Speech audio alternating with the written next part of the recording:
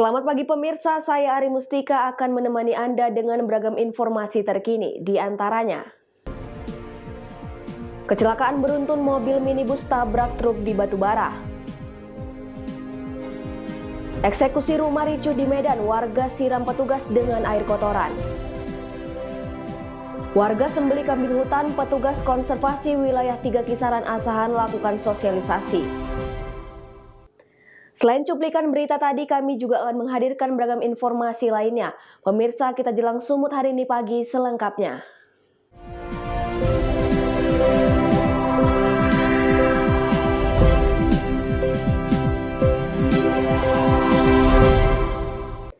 Kita ke informasi pertama pemirsa, kecelakaan beruntun terjadi di Jalan Lintas Sumatera Kabupaten Batubara dan mengakibatkan 2 orang luka-luka.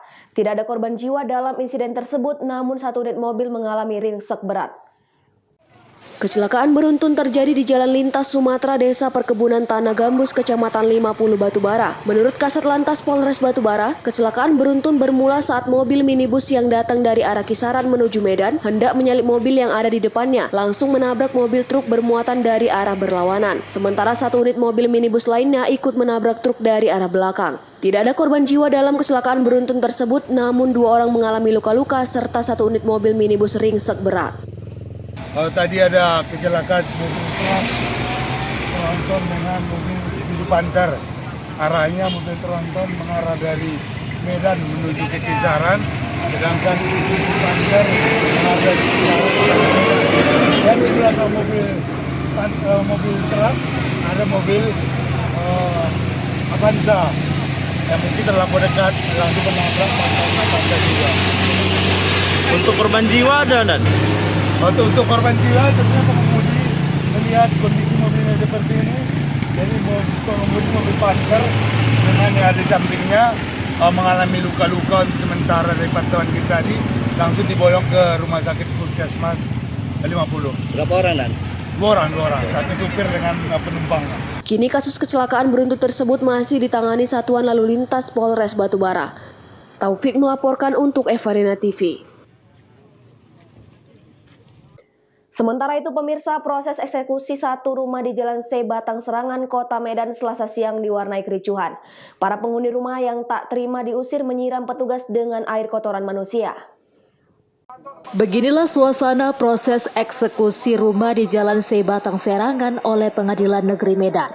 Para petugas yang hendak mengosongkan rumah tersebut mendapatkan perlawanan dari pemilik rumah yang mengaku sebagai ahli waris. Perlawanan dilakukan dengan menyiram petugas menggunakan air kencing, air rendaman kotoran manusia, hingga air cabai. Petugas jurusita dari Pengadilan Negeri Medan tak bergeming dan eksekusi tetap berjalan. Petugas mendobrak pagar dengan balok-balok yang sudah disiapkan. Para penghuni rumah kemudian dikeluarkan satu persatu berikut barang-barang seisi rumah. Adapun sengketa tanah dan rumah bermula saat pemilik rumah meminjam uang kepada penggugat pada tahun 1994 silam sebesar 55 juta rupiah. Namun hutang tersebut tak kunjung dilunasi dan berujung ke pengadilan. Proses eksekusi sudah dilakukan hingga 3 kali namun gagal. Kemudian eksekusi paksa dilakukan pada Selasa siang. Dan sekarang ini proses perkara ya, dari perkara tahun 2015 itu proses dengan ini dulu penggugatnya Pak Abdul Aziz sebagai kuasanya Pak Iwan Aziz ya Pak ya, tergugatnya ahli waris dari Dr. Jadi Jaini Bakri dan kawan-kawan salah satu ya kan. Dalam gugatan tersebut mereka menang Pak, sudah diakui bahwa tanah ini milik mereka kan, dan disuruh mengosongkan untuk yang dijual beli. Ternyata Pak Abdan tidak bersedia, dia melakukan perlawanan Pak. Ada Pak, perlawanannya nomor 605 Pak 2016, ternyata sudah ditolak, tidak ada upaya hukum lagi. Para ahli waris rumah keberatan karena sejauh ini mereka tidak ada menandatangani perjanjian jual beli sebagai lanjutan dari utang piutang. Perjanjian dengan penggugat sejauh ini hanya sebatas pinjam meminjam uang. Tetapi mereka tidak menolak bahwa agunan utang piutang tersebut merupakan surat tanah rumah. Ini bagaimana Pak? Proses hukumnya jelas, ini tanah yang tidak bisa diperjualbelikan. Tanah wasiat ini, ya, tidak gampang diperjualbelikan karena ini dari neneknya ini. Dan tanah ini bukan hasil Gonogini. Kalau ini milik Gonogini bisa saya diperjualbelikan. Itu satu. Nah, dan kedua, ini kasusnya minjam duit sama nyonya dokter. Ya. Terus bertahun-tahun tidak bisa dikembalikan. Sudah itu dikuasakan sama pengacara ya berinisial S. Selama 3 tahun pengacara tidak berbuat apa-apa. Nanti akan kita kejar. Ya, dia bikin persidangan semu, akal-akalan untuk menjatuhkan, untuk mengalahkan ahli waris. Ini pengacara berkhianat, akan kita kejar. Usai dieksekusi, para tergugat akan menyiapkan upaya hukum lanjutan. Mereka menduga ada permainan curang yang dilakukan penggugat. Mereka juga akan mengejar kuasa hukum tergugat yang lama, termasuk notaris yang membuat rumah sengketa tersebut dengan status jual beli. Daniel Pekuali melaporkan untuk Evarina TV.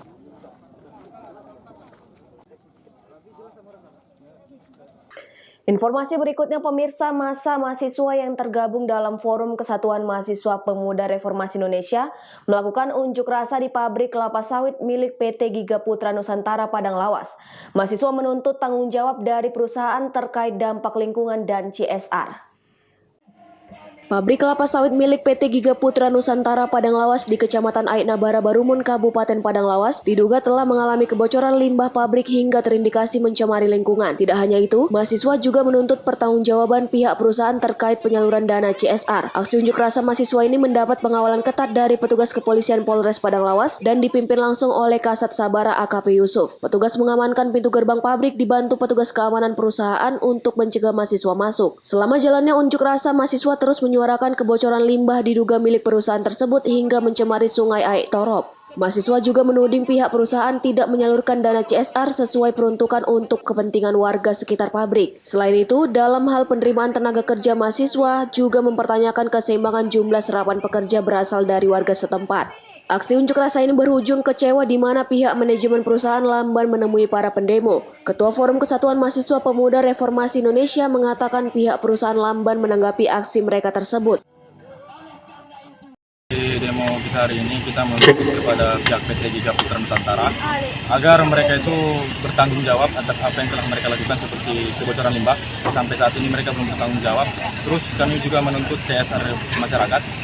Masih ada yang lain seperti gaji karyawan itu tidak sesuai dengan UMK Padang Lawas. Dalam hal ini tanggapan dari pihak PT gimana? Sampai pada saat ini tanggapan dari pihak PT itu ya belum ada, Bang. Setelah 1 jam berorasi di depan gerbang perusahaan PT Giga Putra Nusantara, Humas PT Giga Putra Nusantara menemui mahasiswa dan berdialog. Arif Siregar melaporkan untuk Evarina TV. Sumut hari ini masih akan kembali sesaat lagi, tetaplah bersama kami.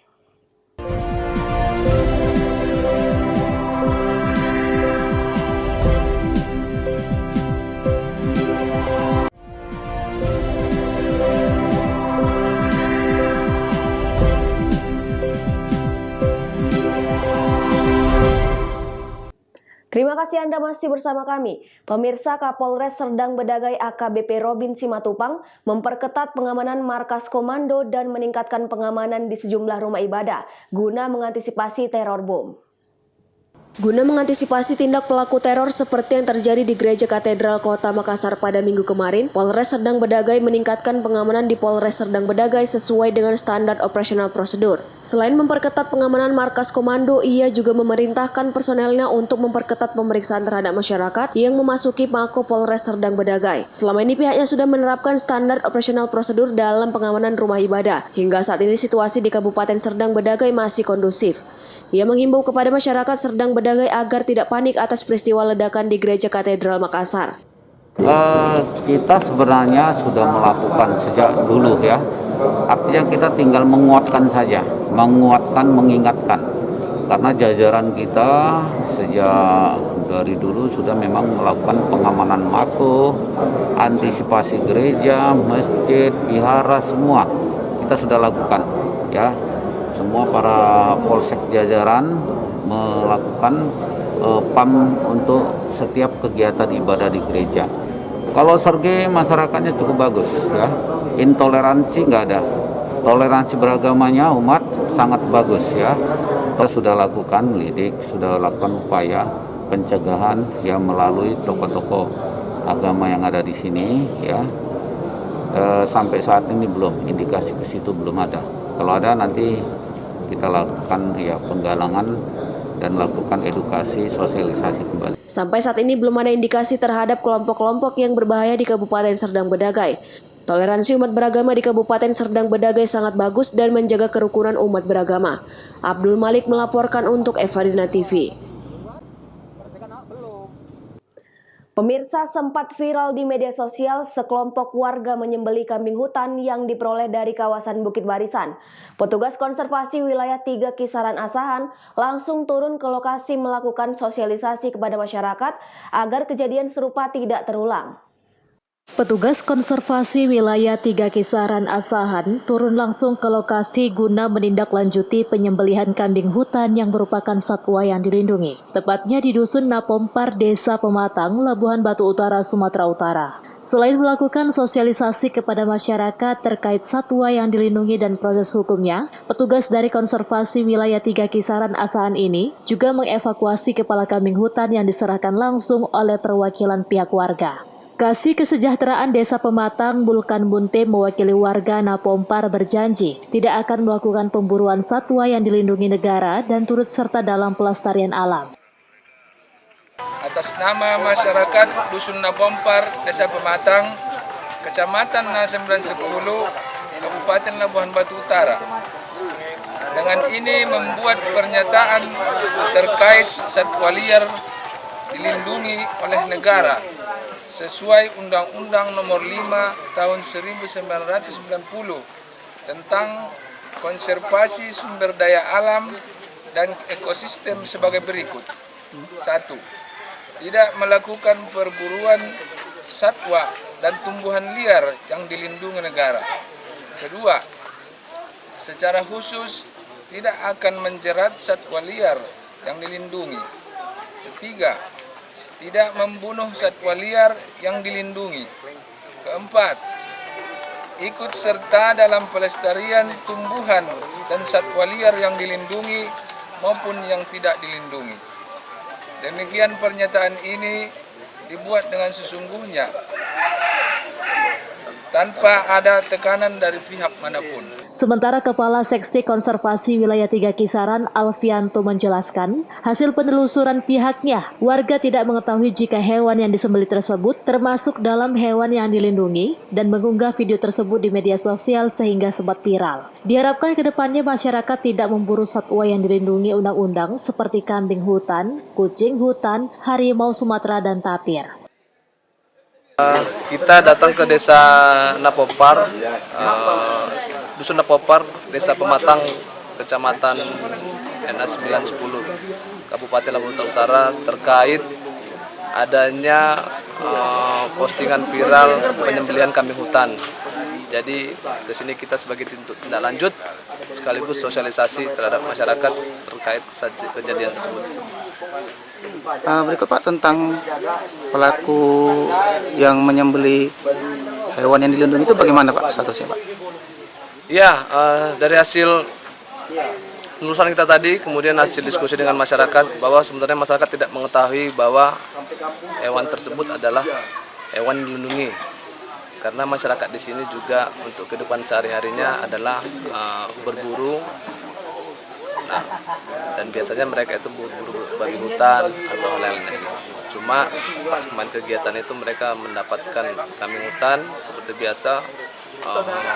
Karena untuk kebutuhan hidup sehari-hari mereka mengkonsumsi, kemudian mungkin ada sebagian dijual, tapi itu dilakukan tanpa ketidaktahuan. Nah, sehingga tadi kita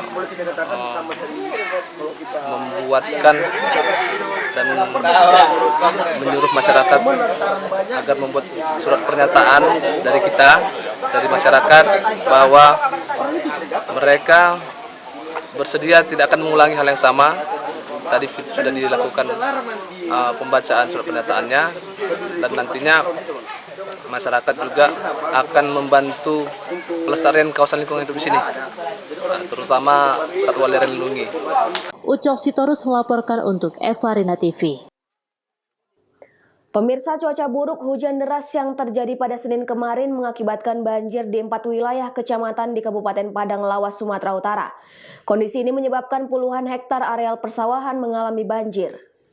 Areal persawahan di 4 wilayah kecamatan di Kabupaten Padang Lawas mengalami banjir. Kondisi paling parah terjadi di Kecamatan Sosopan di mana ada puluhan hektar areal sawah terendam banjir. Kerusakan tanaman padi umumnya terjadi akibat tertimbun material pasir dan kayu gelondongan yang hanyut dari sungai. Puluhan hektar areal persawahan yang terendam banjir merupakan kawasan produktif. Banjir yang mengakibatkan kerugian bagi petani ini mendapat respon dari anggota DPRD Kabupaten Padang Lawas Lokot Nasution dari fraksi Golkar yang melakukan kunjungan langsung ke kawasan pertanian yang terendam banjir dan mendesak dinas terkait untuk segera menyalurkan bantuan kepada petani yang terdampak banjir. Memang dia gara-gara curah hujan yang tinggi, jadi dimohonlah kepada dinas-dinas yang terkait untuk diperhatikan secepatnya. Lantaran banyak kerugian masyarakat di tentang ini, puluhan hektar yang korban di sini. Sebentar lagi dia akan panen, mungkin ada 1 minggu lagi udah panen semua, tapi jelas di sini udah jadi hancurnya semua. Jadi saya pun anggota DPR dari Padang Lawas, Dapil 2, dimohonlah di sini diperhatikan dan ditangani dengan secepatnya. Kepala Desa Bargot Marahamat Nasution meminta kepada pemerintah daerah Kabupaten Padang Lawas untuk mengeluarkan peraturan daerah tentang larangan penebangan pohon yang ada di sepanjang aliran hulu sungai. Hal ini diharapkan dapat mencegah banjir terulang kembali. Ya, selama ini memang kalau banjir hampir setiap tahun terjadi, tapi banjir yang kali ini tidak pernah bawa material kayu sampai seperti yang kita lihat sekarang ini. Luar biasa banyaknya kayu yang dibawa. Saya inilah akibat dari pengambilan kayu yang berleluasa di hulu sungai. Harapan kami khususnya dari kepala desa dan umumnya seluruh masyarakat daerah yang terdampak banjir ini, kiranya pemerintah daerah membuatkan perda supaya di hulu sungai itu tidak ada lagi kegiatan untuk pengambilan kayu ataupun semacamnya, biar untuk kedepannya nanti tidak terjadi lagi hal-hal yang mengakibatkan banyaknya, tengoklah, maksudnya lahan pertanian yang sudah siap panen gagal panen. Secara keseluruhan banjir mengakibatkan kerugian petani hingga ratusan juta rupiah. Arif Siregar melaporkan untuk Evarina TV. Sumut hari ini masih akan kembali sesaat lagi, tetaplah bersama kami.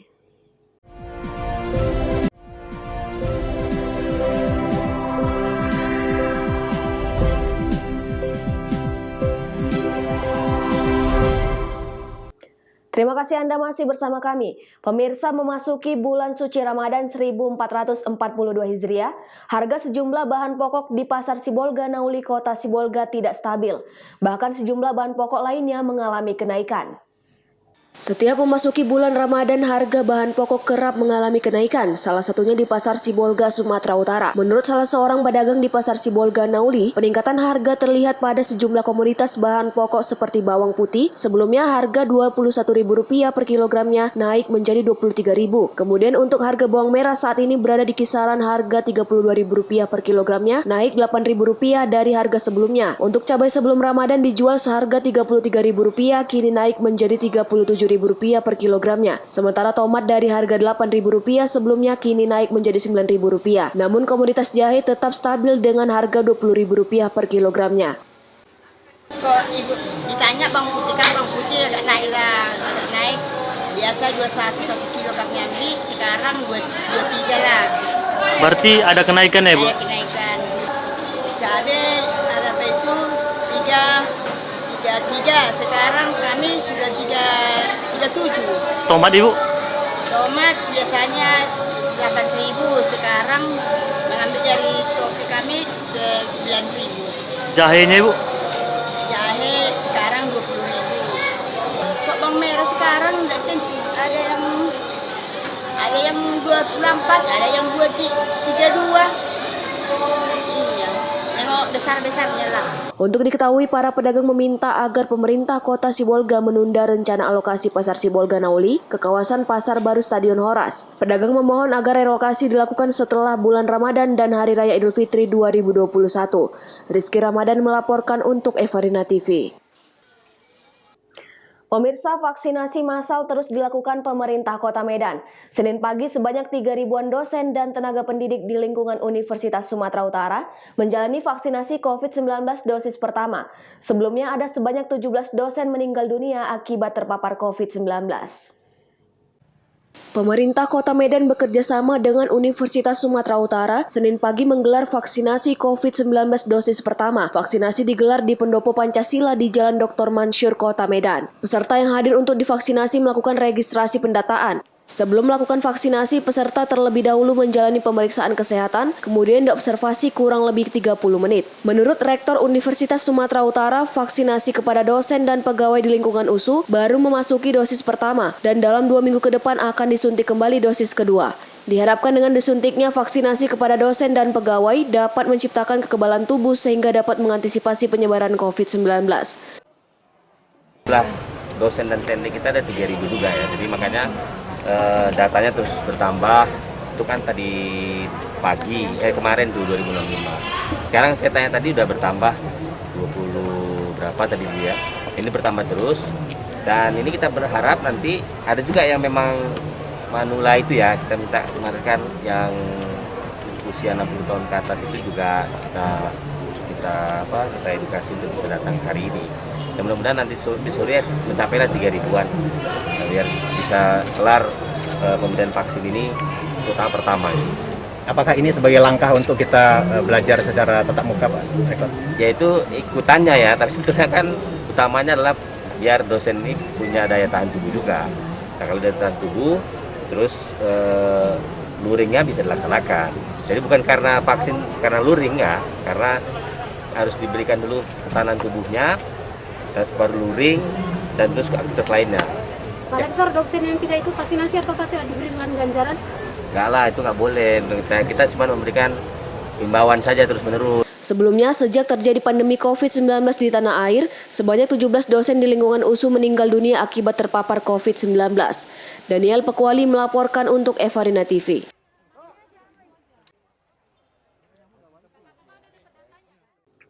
Pemirsa, demikianlah rangka informasi dalam Sumut hari ini pagi. Saya Ari Mustika mewakili kerabat kerja yang bertugas pamit undur diri. Terima kasih dan sampai jumpa.